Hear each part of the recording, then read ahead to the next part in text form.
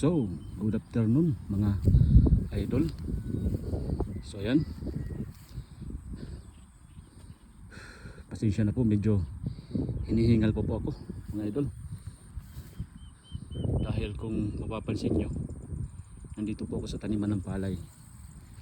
So katatapos pa lang po namin ng pag-aani at saka pagtatambak, yun o, yung iniipon sa gitna. Tawag dito sa amin sa mga Tagalite, sa mga waray pagtatambak. So itong isang itong kwadrado na to, ano, isang kahon, pangalawang kahon, tatlong kahon. So ayan yung inani namin.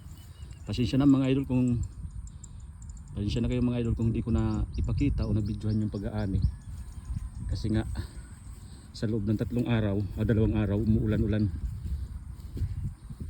So mahirap naman, medyo local lang yung cellphone natin, baka pag maulanan masira. So ayan mga idol, you know, so mga tansya, yung dami niya siguro mga idol, mga kundi man naabot ang 2 sakong palay yung magiging parte namin dyan.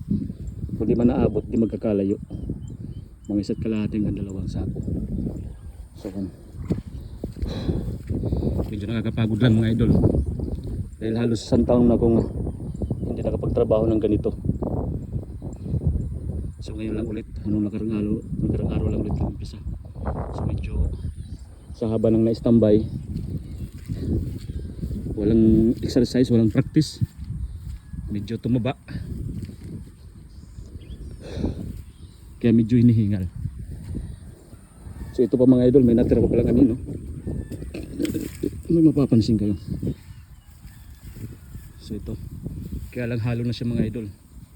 Itong butil na to, pambigas to eh, sinasaing talaga na bigas na ano. Pero pagdating mo dito sa gitna, pilit, yung malagkit naman siya na palay, yung sinasahog, ginagawang kakanin. So ayun na yun. Nahuli lang to dito banda mga idol, kasi medyo hindi pa siya pwede anihin. Hinog lang yung ano niya, balat at saka yung dahon, pero yung bunga kahit medyo madilaw siya, hindi pa talaga ganun ka hinog. So ayan,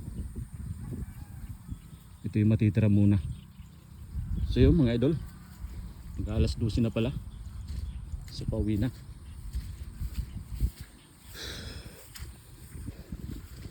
Makikikain tayo dun sa may-ari ng palayan na to, kasi sabay ng ano, pagkatapos ng pag-aani namin at pagtatambak. So ang ginagawa naman ng ibang magtatrabaho kanina, nagtitracer, yung mga tinatanggal nila yung butol ng bunga ng palay sa ano, sa ganito, tawag dito sa amin tracer.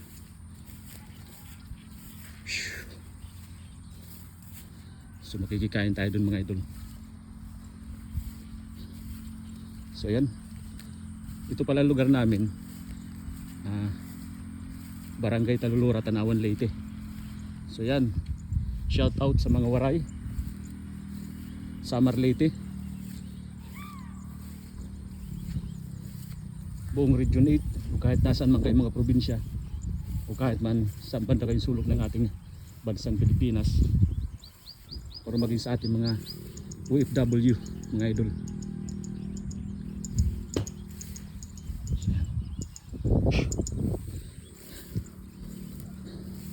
Shoutout sa inyong lahat. Naway maging mabuti lang ang inyong kalagayan dyan mga idol. So yan, medyo nakakapagod lang talaga, pero tsaga-tsaga lang mga idol. Yun,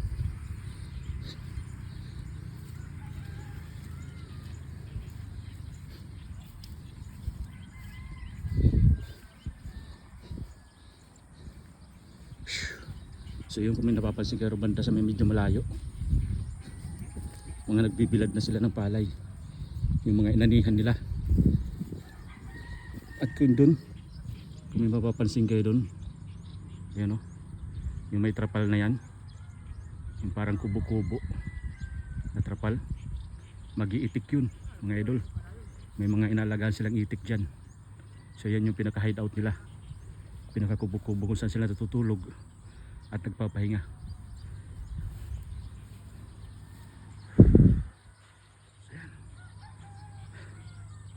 So yan. Okay.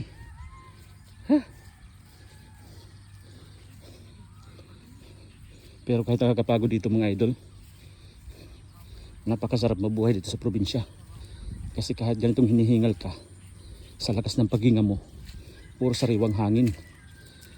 Masustansyang hangin ang iyong mga amoy. Hindi tulad sa syudad, sa Maynila. Subukan mong hingalin, sigurado pollution. Ang pinakamaganda lang naman sa Manila kung may maganda kang trabaho. Yung tipong umaabot yung trabaho mga 10 years, 20 years. Tapos napakaganda ng sweldo. So yan.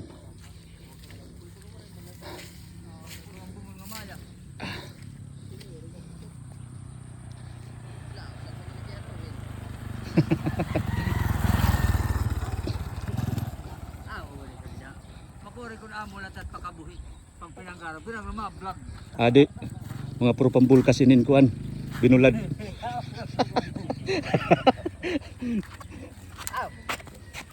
Yawat na lano. Ay, Yawat na lang. ay labaga 50 pesos. Ayo, naman. 50 pesos kadlaw.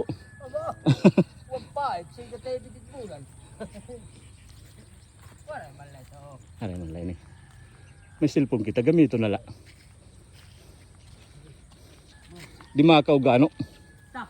Di ano Mel. Wala ni pagmamara. Oo. Kapay pa yan ano pagkahagotit malon. Bulad diretso kadto bangon. Pagkahagotit malon bulad tapos kau diretso na kadto bangon. Ngay nagatayo yan nga ahaw. Pero diro. Ayo lang.